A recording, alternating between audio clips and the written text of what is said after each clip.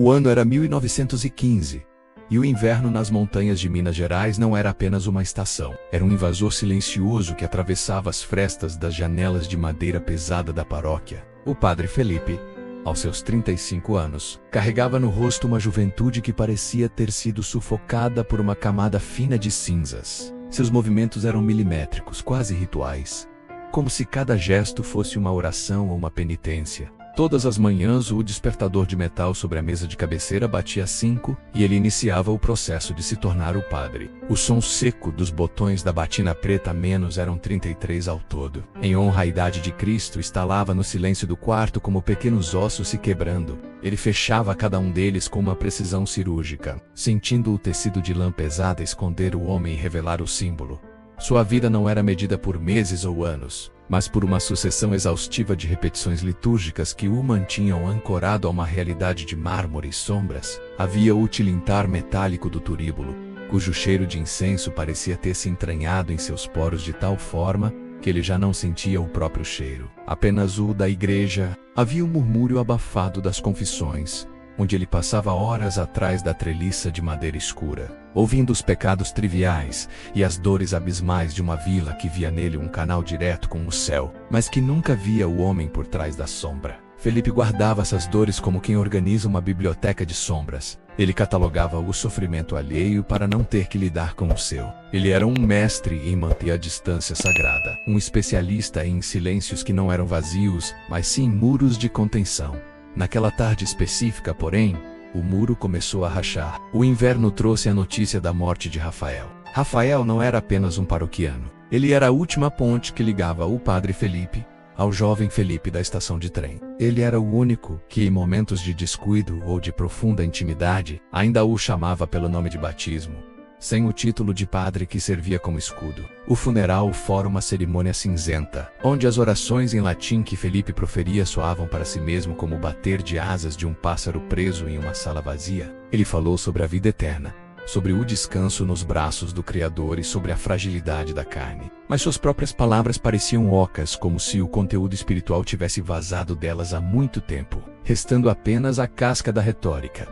Após o sepultamento, quando a última pá de terra já havia sido lançada sobre o caixão de Rafael, e a família já havia se retirado com seus véus pretos e olhos inchados, Felipe refusou na sacristia. Ele buscava o conforto do isolamento, o cheiro de mofo e papel antigo que sempre fora seu porto seguro. Sobre a mesa de carvalho repousava o paletó que Rafael usara nos últimos dias, um objeto que a família pedira que ele abençoasse ou doasse. Ao remexer nos bolsos, buscando talvez um terço ou um lenço, seus dedos tocaram algo que não deveria estar ali. Uma textura áspera. Um papel que havia sido dobrado e desdobrado tantas vezes que as bordas pareciam pele humana, ressecada pelo tempo. Era um envelope. O papel estava amarelado pela oxidação dos anos, mas a tinta azul ainda resistia, teimosa. O destinatário estava escrito em uma caligrafia que fez o coração de Felipe dar um salto violento contra as costelas. Um movimento que ele não sentia há mais de uma década. A Felipe, apenas o nome, sem o cargo, sem o prestígio, sem o isolamento. E no canto inferior, a assinatura que ele passara 13 anos tentando apagar de sua memória com vigílias e jejuns. Laura.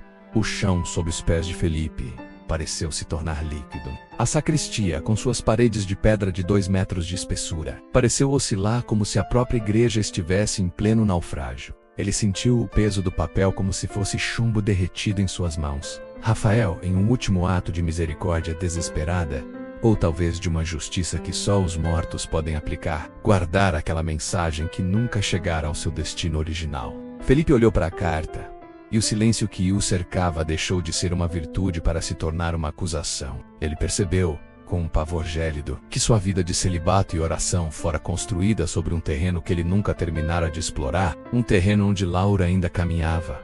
Para compreender o tremor que agora sacudia os ombros de Felipe aos 35 anos, era preciso que o tempo retrocedesse 13 invernos. Era preciso voltar àquele Brasil de 1902, onde o ar não cheirava a cera de vela e incenso, mas a terra batida, café fresco e a promessa de um século que estava apenas começando. Naquela época, Felipe não era uma autoridade de batina. Ele era um jovem de 22 anos, cujos olhos não buscavam o teto das catedrais, mas a linha do horizonte. O futuro para ele era um mapa sem fronteiras, e cada estrada parecia levar a um destino de luz. Foi nesse cenário, numa primavera que parecia carregar em si a semente da imortalidade, que ele e Laura se conheceram. Laura não era apenas uma mulher. Ela era a personificação da vida em sua forma mais indomável. Ela escrevia com uma urgência que Felipe invejava. E sua caligrafia, mesma que agora ele via no envelope amarelado, tinha curvas que pareciam dançar sobre o papel. Eles compartilharam um amor que não pedia licença para ocupar cada fresta da alma. Era um amor de conversas longas sob as jabuticabeiras, de mãos dadas em silêncios que não eram pesados, mas plenos, dessignificados. Felipe sentia que, ao lado dela, o mundo era vasto e seguro. No entanto, foi justamente essa vastidão que começou a assustá-lo. Dentro de sua alma, uma semente de dúvida, alimentada por uma criação austera, e por uma busca incessante por uma perfeição que ele não sabia definir, começou a germinar a voz de uma vocação, ou o que ele desesperadamente queria acreditar que fosse uma vocação, começou a sussurrar em seus ouvidos durante as madrugadas de insônia. Felipe não olhava para a igreja como um chamado de amor ao próximo, mas como um refúgio contra a intensidade do que sentia por Laura. Ele tinha medo daquele amor humano, medo de que a pele dela fosse um sol que o consumiria até as cinzas. Ele via na fragilidade da carne de Laura a promessa da perda, do luto e da finitude. Para o jovem Felipe, amar era estar vulnerável ao tempo. E o tempo, ele sabia, era um senhor cruel que tudo devorava. Diante do corpo vibrante de Laura, ele via a fragilidade da vida. Diante do altar de mármore da paróquia local, ele via a eternidade das pedras. Ele cometeu o erro trágico de acreditar que o sagrado era o oposto do humano. Em um processo de autoimolação emocional, ele trocou o calor das mãos de Laura pelo frio do cálice de prata. Ele convence-se de que o sacrifício de sua própria felicidade era a única linguagem que um Deus severo aceitaria. Felipe não entregou seu coração a Deus. Ele o trancou em um cofre e deu a chave à igreja. A despedida aconteceu em uma tarde cinzenta de 1902, em uma pequena estação ferroviária onde o vapor das locomotivas parecia sufocar os últimos suspiros de sua juventude. Felipe usou palavras de dever, de serviço ao reino e de renúncia necessária. Ele falava com a voz empolada dos seminaristas que acreditam ter decifrado os mistérios do universo, mas por trás daquela retórica, o som real era o de um coração se despedaçando em 1000 fragmentos de vidro. Ele a deixou na plataforma, um ponto pequeno e solitário no meio da fumaça do carvão, e seguiu viagem para o seminário, acreditando que estava subindo os degraus da santidade. Ao longo dos 13 anos seguintes, Felipe transformou-se em um modelo de virtude eclesiástica. Ele transformou a ausência de Laura no combustível de suas pregações. Ele era o padre que nunca reclamava, o homem que atendia aos doentes sob chuva torrencial, o clérigo que nunca sorria demais, mas que nunca falhava em suas obrigações. Ele se orgulhava de sua imperturbabilidade. Mas, ao olhar para a carta agora, o Padre Felipe percebeu que aquela imagem de perfeição era apenas a crosta de uma ferida que nunca fechara. Mulher que ele deixara na estação não ficar estática no passado, como uma fotografia guardada em uma gaveta, ela continuara a existir, a sofrer e, como a carta provava, a escrever. Ela crescera dentro dele como uma sombra que agora, com a morte de Rafael, exigia a luz. Felipe percebeu, com um aperto no peito, que o colarinho romano não conseguia explicar, que o sacrifício que ele ofereceu no altar talvez não tivesse sido um ato de fé, mas um ato de covardia mascarado de piedade. Ele não fugira para Deus. Ele fugira de Laura. E a carta em suas mãos era o recibo de uma dívida que a eternidade não poderia pagar. Felipe sentou-se no banco de madeira da sacristia, e o rangido do carvalho centenário soou como um protesto contra o peso de sua alma. O ar ali dentro era espesso, saturado por um século de incenso queimado e pela umidade que subia do solo de Pedrazabão. Seus dedos finos e pálidos, de quem raramente tocava o sol, tremiam de forma quase rítmica sobre um envelope. Ele sentia o relevo da tinta seca sob as polpas digitais, uma topografia de dor que ele ignorara por 13 anos. Lacre de cera vermelha foi rompido com um estalo seco. Naquele instante, o silêncio da igreja foi invadido pelo fantasma de um perfume alfazema e o cheiro metálico de chuva iminente. O cheiro de Laura. Ao desdobrar o papel amarelado, a caligrafia dela não apareceu apenas como letras, mas como uma presença física. Eram traços urgentes, curvas que lembravam o movimento de seus ombros enquanto ela ria no alto daquela colina. Antes do mundo se tornar preto e branco, A porta da sacristia rangeu. Dona Efigânia, a zeladora da paróquia, entrou com um balde de metal que ecoava no vazio da nave. Ela parou ao ver o padre naquela postura, tão distante do mármore imperturbável que ele costumava ser. O senhor parece ter visto uma alma penada. Padre Felipe, disse ela, a voz rouca de quem passara décadas sussurrando orações. Felipe não a olhou. Seus olhos estavam cravados na primeira linha. Meu querido Felipe, se estas palavras chegarem a você, é porque o silêncio finalmente se cansou de nós. Apenas papéis antigos, Efigênia menos, respondeu ele, a voz falhando, uma nota de humanidade escapando pela primeira vez em anos. Por favor, deixe-me sozinho. A oração da tarde exige um recolhimento que ainda não alcancei. A mulher hesitou, seus olhos pequenos e astutos captando o tremor nas mãos do clérigo. O senhor sempre diz que a oração é um diálogo com Deus. Mas cuidado, padre. Às vezes, o silêncio é o diabo querendo que a gente ouça apenas o próprio coração. Ela se retirou, e o som de seus passos foi substituído pelo bater do pêndulo do relógio de parede. Felipe voltou. A carta. Laura descrevia com uma minúcia devastadora o que o destino lhes roubara. Ela falava de um café partilhado em uma manhã chuvosa, onde ela descrevia o gosto amargo do grão moído na hora misturado à doçura de um beijo que nunca aconteceu. Ela mencionava a sensação do vento frio no rosto e como ele, Felipe, teria sido o seu porto seguro contra as tempestades da vida. Mas o golpe de misericórdia veio no segundo parágrafo. Laura revelava que naquela tarde na estação em 1902, ela não estava lá apenas para dizer adeus, ela carregava algo mais. Eu queria te dizer que o mundo não pararia por causa da sua batina, Felipe. Eu queria te dizer que o fruto do nosso amor já tinha nome, mas o vapor daquela locomotiva abafou a minha voz. Você partiu buscando a eternidade, e eu fiquei aqui, segurando o tempo nas mãos. O papel embaçou diante dos olhos do padre. O suor frio escorria sob o colarinho romano, irritando a pele. Ele sentiu um gosto ferroso na boca, o gosto do próprio sangue, pois mordera a bochecha sem perceber. Ele não via mais o reflexo do clérigo respeitado no cálice de prata sobre a mesa. Ele via o jovem assassinado pela própria ambição espiritual. A revelação de que houve uma possibilidade de paternidade, de uma linhagem que ele amputara em nome de um dogma, fez com que as paredes da sacristia parecessem se inclinar para dentro. Ele sentiu o desejo visceral de rasgar a batina, de correr até a estação e gritar para os trilhos que ele estava enganado. Mas os trilhos agora estavam cobertos de ferrugem e o tempo era uma estrada de mão única. A carta em sua mão esquerda pesava mais do que a Bíblia em sua mão direita. A santidade que ele acreditava ter construído era na verdade um mausoléu de mármore branco para uma vida que ele nunca teve coragem de viver. Felipe, o que você fez com o que éramos? A pergunta no papel parecia pulsar, acompanhando os batimentos acelerados de seu coração. O cheiro de cera e incenso da sacristia agora tornava-se nauseante, como o cheiro de um velório onde o defunto era ele mesmo. O silêncio que ele cultivara como uma armadura revelou-se, naquele instante, como uma mordaça que ele mesmo se impusera, privando-o do som mais sagrado de todos. O choro de um filho que ele nunca conheceu. O que acontece quando os silêncios se tornam mais pesados que as palavras ditas? Será que ainda há tempo para ouvir a verdade? Ao terminar de ler sobre a vida que Laura descrevera menos a vida que ele abortara com sua renúncia, a sensação de confinamento na sacristia tornou-se insuportável. O ar, antes purificado pelo incenso, agora parecia rarefeito, carregado de partículas de poeira que brilhavam sob os feixes de luz que atravessavam os vitrais. Felipe sentiu o suor escorrer por suas têmporas, um rastro gélido que desaparecia sob o colarinho romano. Aquele pedaço de tecido rígido e branco, que ele sempre vira como o anel de seu desposório com o divino, agora agia como um garrote.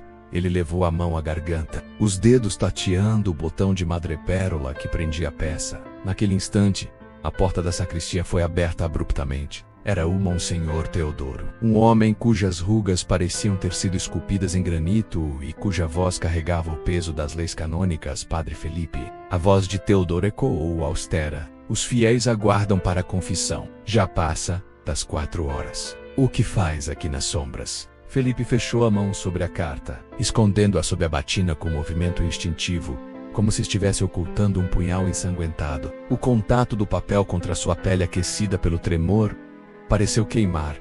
Eu estava em oração pelo descanso de Rafael. Monsenhor menos, mentiu Felipe, a voz soando rouca, um som que ele mal reconheceu. Teodoro deu um passo à frente. o som de seus sapatos de couro no chão de pedra soando como batidas de martelo. Ele parou a poucos centímetros de Felipe, os olhos semicerrados analisando o rosto pálido do jovem padre. O cheiro de tabaco velho, que emanava das vestes do Monsenhor Misturus, ao aroma de alfazema da carta, criando um contraste nauseante entre o dever e a memória. O senhor está pálido. Parece que a morte de Rafael o afetou mais do que o decoro exige. Lembre-se, Felipe, somos os pastores que guiam, não os que se perdem no rebanho. A morte é uma porta. Nada mais às vezes, monsenhor. As portas se fecham e nos deixam do lado de fora. Menos, respondeu Felipe, com uma ousadia que nunca soubera possuir. Teodoro franziu a testa. Um gesto que costumava preceder uma punição severa no seminário. Ele estendeu a mão e, com um gesto brusco, ajeitou o colarinho de Felipe que estava levemente torto. O toque foi frio e impessoal. Ajeite sua vestimenta. Um padre desleixado é o primeiro passo para uma alma desleixada. O colarinho existe para lembrar que sua cabeça não pertence mais aos seus desejos, mas à igreja. Agora vá.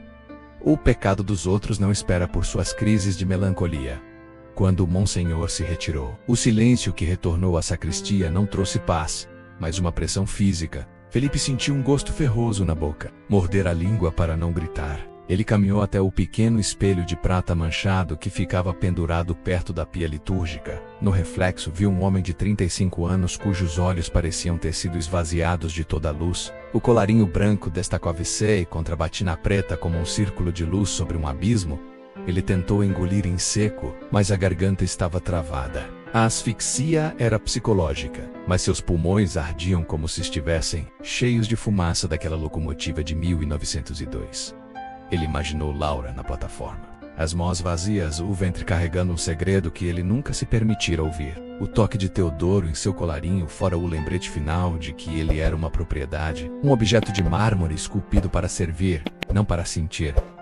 Felipe olhou para suas mãos. Elas eram as mãos que abençoavam o pão, mas eram as mesmas mãos que se recusaram a segurar o futuro. Ele sentiu uma vontade visceral de arrancar aquela tira de pano, de sentir o ar bater em sua pele nua, de ser apenas um homem que respira sem permissão. O relógio de parede bateu 4 vezes, o som metálico vibrando em seus dentes. Ele saiu da sacristia em direção ao confessionário, mas seus pés pareciam pesados, como se estivesse caminhando no fundo de um oceano. A batina roçava o chão, produzindo um som de chi, como se o próprio tecido estivesse mandando sua alma se calar. Mas dentro dele, o grito de Laura, registrado em tinta azul, era mais alto do que o sino da catedral. Ele percebeu que o colarinho não era apenas um símbolo de autoridade. Era a fronteira entre o que ele deveria ser e o que ele desesperadamente ainda era. Cada passo em direção ao confessionário era uma traição. Ele iria ouvir as faltas alheias enquanto carregava, no bolso do peito, a prova de que sua vida inteira fora um erro de julgamento. O peso da carta era o único centro de gravidade em um mundo que de repente perdera todo o sentido. O interior da igreja estava mergulhado em uma penumbra azulada, cortada apenas pelos longos dedos de luz que atravessavam os vitrais altos. O padre Felipe ocupou seu lugar no confessionário. Uma caixa de madeira escura que cheirava a cera velha e ao hálito de centenas de arrependimentos. Ele sentou-se, as costas eretas como o dogma exigia, mas sua mente estava a quilômetros dali. Ele sentia a carta de Laura contra o peito, o papel subindo e descendo com sua respiração curta. Era como se ele estivesse carregando o coração de outra pessoa dentro de sua batina. Do outro lado da treliça de madeira, o primeiro fiel ajoelhou-se. Felipe ouviu o som áspero do joelho batendo no assoalho e o suspiro cansado de um homem que carregava o peso da terra sob as unhas. Abençoe-me, padre, pois eu pequei menos, murmurou a voz rouca.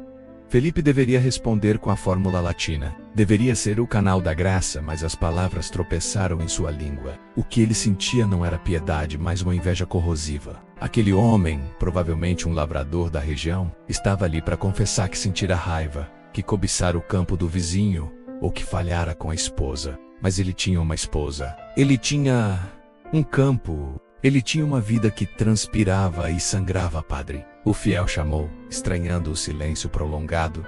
Prossiga menos, respondeu Felipe, a voz soando como se viesse do fundo de um poço.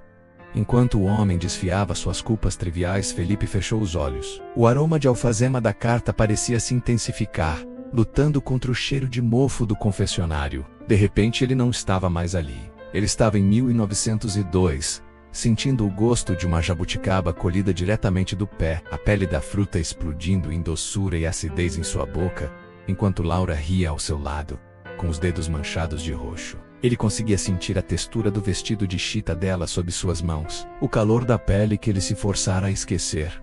A realidade e a memória começaram a se fundir em um delírio sensorial. O som do latim das orações que ele deveria recitar misturava-se ao som do apito da locomotiva. Uma culpa dos fiéis transformava-se em seus ouvidos. Na pergunta final da carta, será que o que você escolheu é o que você deseja? Ele sentia-se um náufrago em um mar de incenso. A batina pesava 10 vezes mais, como se tivesse encharcada de água salgada. Ao terminar a confissão do lavrador, Felipe deu a absolvição de forma mecânica, as palavras saindo por puro reflexo muscular. Ele saiu do confessionário antes do próximo fiel entrar. Ignorando os olhares confusos, Prete Salva D.A.A. caminhou em direção ao altar-mor, onde a lâmpada do Santíssimo brilhava como um olho vermelho e vigilante na escuridão. Ele ajoelhou-se no degrau de mármore frio. O gelo da pedra atravessou o tecido da calça, atingindo seus joelhos, mas ele não sentiu dor. Sentiu apenas o vazio. Ele olhou para o sacrário de ouro e tentou formular uma oração, mas o que saiu de seus lábios foi um sussurro trêmulo. Por que o Senhor me deu um coração de carne? Se exigia que eu vivesse como se ele fosse de pedra. O silêncio da igreja foi a única resposta. Não era o silêncio sagrado da paz, mas o silêncio estéril de um deserto. Felipe sentiu uma gota de suor escorrer por suas costas, provocando um calafrio. Ele levou a mão ao peito e apertou a carta. O papel rangeu sob sua pressão. Naquele momento ele odiou a perfeição daquelas paredes. Odiou a beleza estática dos santos de gesso. Ele queria o caos do amor de Laura, o barulho das crianças que nunca nasceram, o cheiro de café queimado em uma manhã comum. Ele era um sonâmbulo que acabara de acordar no meio de um precipício. A vida que ele construíra a menos os 13 anos de estudos, as vigílias, a castidade mantida a ferro e fogo parecia agora uma cidade de papel sendo consumida por uma chama azul. Ele percebeu que nunca estivera tão longe de Deus como naquele momento em que acreditava estar mais perto. Sua santidade era uma forma de autismo emocional. Uma pequena aranha descia por um fio invisível diante de seus olhos, partindo da abóbada em direção ao altar. Felipe a observou com uma fascinação mórbida. Até aquele pequeno inseto cumpria sua natureza, tecendo, caçando, existindo plenamente em sua pequenez. E ele era um pastor que perdera o próprio caminho, um homem que vestia a morte para falar da vida. O peso do segredo de Laura, menos o filho que poderia ter sido, era uma âncora que o puxava para o fundo daquele oceano de incenso e sombras. A noite caíra sobre a paróquia. Mas para Felipe, a escuridão era uma presença que pulsava dentro de suas próprias veias. Ele se encontrava no escritório paroquial, um cômodo, onde as paredes eram forradas por lombadas de couro de livros de direito canônico e teologia moral. O cheiro de papel seco e tinta de ferro era quase metálico. Ele acendeu uma única lamparina de querosene. A chama vacilante criava sombras que pareciam se erguer do chão como fantasmas de clérigos antigos, vigiando sua conduta. Sobre a mesa, a carta de Laura estava aberta. O papel amarelado parecia emitir uma luz própria, mais forte que a da lamparina. Felipe passou a mão pelo rosto, sentindo a aspereza da barba que começava a despontar. Um lembrete de sua humanidade biológica que nunca parava. Apesar de seus votos, ele pegou uma caneta de pena, mergulhou-a no tinteiro e tentou redigir o relatório da paróquia para o bispado, mas a mão não obedecia. O metal da pena raspava no papel, produzindo um som estridente, como um grito sufocado. A santidade que nega o homem é apenas uma forma elegante de solidão, pensou ele, as palavras de Laura ecoando como uma sentença. Houve uma batida na porta. Antes que ele pudesse responder, o Monsenhor Teodoro entrou. O velho clérigo trazia consigo o cheiro frio do granito. Ele olhou para Felipe e depois para o papel sobre a mesa. O olhar de Teodoro era como um bisturi, buscando a infecção na alma do subordinado. Ainda acordado, Felipe? Perguntou Teodoro, a voz desprovida de qualquer calor. O zelo pela administração é louvável, mas o excesso pode ser um sinal de uma mente inquieta. Que o atormenta. Felipe sentiu o impulso de esconder a carta, mas algo dentro dele, uma dignidade há muito adormecida, menos o impediu. Ele manteve o papel onde estava, embora suas mãos estivessem escondidas sob a mesa. Apertando o tecido da batina, Monsenhor, o senhor já sentiu que a estrutura que construímos, essa fortaleza de dogmas e silêncio, pode ser apenas uma gaiola de ouro? A pergunta de Felipe saiu como um desafio sussurrado. Teodoro caminhou até a janela, observando a neblina que cobria a vila. A gaiola, Felipe, é o que impede a alma de ser devorada pelos lobos do mundo. O que você chama de silêncio, eu chamo de proteção. O que você chama de dogma, eu chamo de verdade imutável. Você está sentindo falta do mundo? O mundo é um mercado de carne e decepções. E se a decepção estiver aqui dentro? Retrucou Felipe, levantando-se. O senhor fala de proteção, mas eu me sinto amputado. Eu ouço as confissões das pessoas e percebo que elas têm feridas reais, porque tiveram a coragem de lutar na arena da vida. Eu sou apenas um espectador vestido de preto. Eu neguei a paternidade, neguei o amor, neguei o próprio sangue em nome de uma ideia que não me abraça à noite. Teodoro virou-se bruscamente. Seus olhos brilharam com uma dureza milenar. Você é um sacerdote da ordem de Melquisedeque? Para a eternidade! Suas mãos são consagradas para tocar o corpo de Cristo, não para acalentar desejos humanos que apodrecem com o tempo. Essa melancolia é o pecado da assídia, Felipe. É o demônio do maiodia que tenta os fracos, não é o demônio. Monsenhor, disse Felipe. A voz agora firme, embora os olhos estivessem úmidos. É a verdade. Uma verdade que me foi entregue por uma mão morta. Rafael me deu uma carta. Uma carta que deveria ter chegado a mim há 13 anos. Uma carta que me diz que eu tinha um filho.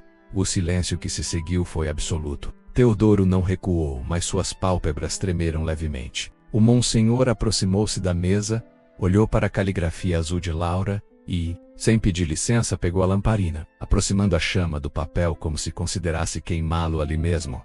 Papéis velhos são combustíveis perigosos. Meu filho, disse Teodoro, a voz baixando para um tom perigosamente calmo. Rafael fez mal em lhe dar isso. Ele deveria ter levado esse segredo para o túmulo. O que você ganha com isso agora? O filho que você imagina talvez nem exista mais, ou talvez nunca tenha existido. Laura seguiu a vida dela. Ela teve outros filhos, outro marido. Você quer destruir o seu presente por um passado que já é poeira? Eu quero ser fiel ao que eu sou, não ao que o Senhor quer que eu pareça menos, respondeu Felipe, sentindo uma onda de calor subir pelo pescoço, desafiando a asfixia do colarinho. Então você escolhe a queda? Teodoro colocou a lamparina de volta na mesa com força. Saiba que se você sair por aquela porta, não haverá retorno. O mundo não saberá o que fazer com um padre quebrado. Você será um estrangeiro em todos os lugares, eu já sou um estrangeiro aqui. Monsenhor, Teodoro saiu sem dizer mais nada, a porta batendo com um estrondo que ecoou por todo o corredor vazio da casa paroquial. Felipe ficou sozinho com a chama da lamparina,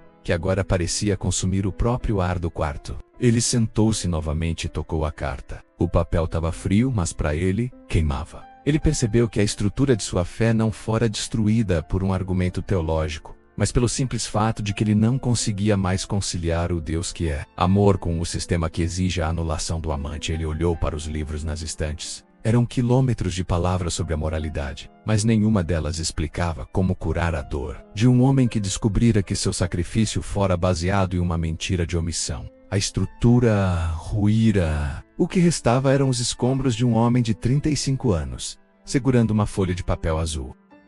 Felipe caminhou em direção à nave central da igreja, seus passos ecoando no vazio como batidas surdas de um tambor em um funeral. A escuridão era quase total, exceto pelo brilho trêmulo das lâmpadas de azeite que ladeavam o corredor principal. O cheiro de ozônio e terra molhada entrava pelas janelas altas. Uma tempestade se armava nas montanhas, e o vento gemia entre as frestas das torres. Um som que lembrava o lamento de uma criança perdida.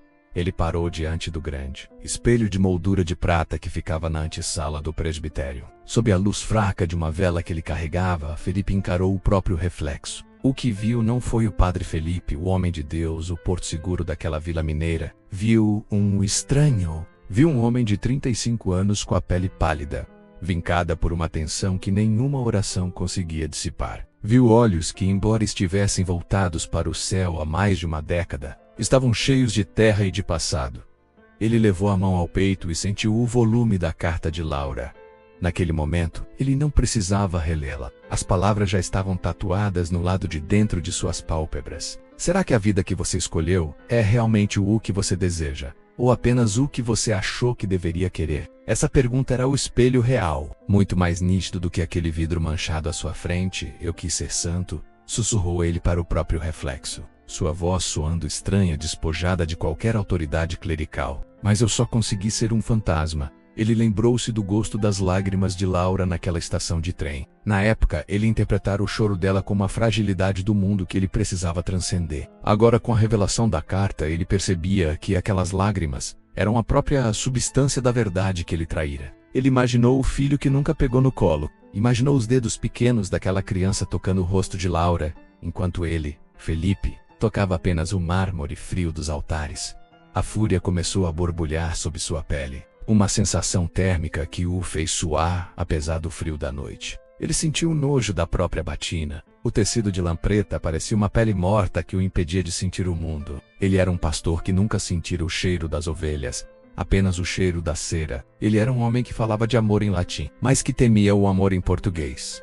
Ele avançou até o centro do presbitério e desabou diante do altar-mor. Não foi uma genuflexão litúrgica graciosa e treinada. Foi um colapso. Seus joelhos bateram no mármore com um estalo doloroso, e ele apoiou a testa contra a pedra gelada. O choro veio como uma enxurrada que rompe uma represa velha. Não eram lágrimas de contrição por ter pecado. Eram lágrimas de luto pela vida que ele mesmo assassinara e o te dei tudo. Gritou ele para o Cristo de madeira pregado acima dele, sua voz ricocheteando nas abóbadas vazias. Eu te dei meus dias, meu sangue, minha descendência, e tudo o que recebi em troca foi este silêncio que me mata. Ele esperava um raio, uma voz de trovão, ou talvez o castigo imediato de Teodoro, mas nada aconteceu. O silêncio de Deus era a resposta mais devastadora. Era a liberdade. Felipe percebeu que o Criador não exigia aquele sacrifício estéril. Era ele, em sua arrogância e medo, que criara aquela prisão de dogmas. Ele vira em Deus um carcereiro, quando Deus era, talvez, apenas o espectador triste de sua própria covardia. Ele olhou para a imagem do Cristo e, pela primeira vez, não viu uma estátua de gesso ou um ícone teológico, viu a representação de uma entrega absoluta à verdade, custasse o que custasse. Felipe compreendeu que sua maior heresia não foi amar Laura, mas ter usado o nome do Altíssimo para construir muros ao redor do próprio coração. Ele estava ali, despido de suas certezas, pedindo autorização para ser apenas um homem. O choro foi a quebra final do silêncio. Ele sentiu que a santidade não começava pela negação, mas pela aceitação da própria verdade. Mesmo que essa verdade significasse o fim da vida que ele construíra com tanto esforço. Ele apertou a carta de Laura contra o mármore do altar, como se estivesse apresentando aquela prova de sua humanidade ao tribunal do tempo. Amanhecer de 1915 começou a infiltrar-se pelos vitrais da igreja, tingindo o chão de mármore com tons de púrpura, rubi e ouro. Felipe, ainda ajoelhado, observava as partículas de poeira dançando nos feixes de luz. Pela primeira vez em 13 anos, ele não via naquelas cores um símbolo da glória divina, mas a beleza crua de um novo dia que nascia para todos, sem distinção de vestes ou votos. A tempestade noturna passara, deixando apenas o cheiro de terra limpa e a promessa de um ar que ele agora desejava, respirar com pulmões famintos. Ele levantou-se lentamente. Seus ossos estalaram, e o corpo protestou contra as horas de vigília. Mas sua mente estava em uma clareza que ele nunca experimentara em suas meditações mais profundas. Ele percebeu que tinha uma decisão definitiva, um portal diante de si que não permitia retornos, continuar carregando o cadáver de uma vocação que morrera com a leitura daquela carta, ou aceitar o homem que sempre fora com suas falhas, seus desejos e seu sangue, com movimentos lentos e solenes, como se estivesse realizando o último ato litúrgico de sua vida. Felipe levou as mãos ao pescoço. Seus dedos tocaram o plástico rígido do colarinho romano. Ele desabotoou o pino traseiro. O som do botão se soltando foi pequeno, mas na acústica daquela catedral, soou como um tiro. Ao retirar a tira branca, sentiu o ar frio da manhã tocar sua pele nua. Foi uma sensação de liberdade quase elétrica. O garrote que o definira perante o mundo fora removido. Em seguida ele começou a abrir os 33 botões de sua batina, um a um, sem pressa. Ele sentia o peso do tecido de lã preta escorregar por seus ombros, revelando a camisa de linho simples que usava por baixo. Quando a batina finalmente caiu de seus braços, Felipe sentiu-se leve, como se tivesse se despojado de uma armadura de chumbo que o puxava para o fundo de um mar de sombras.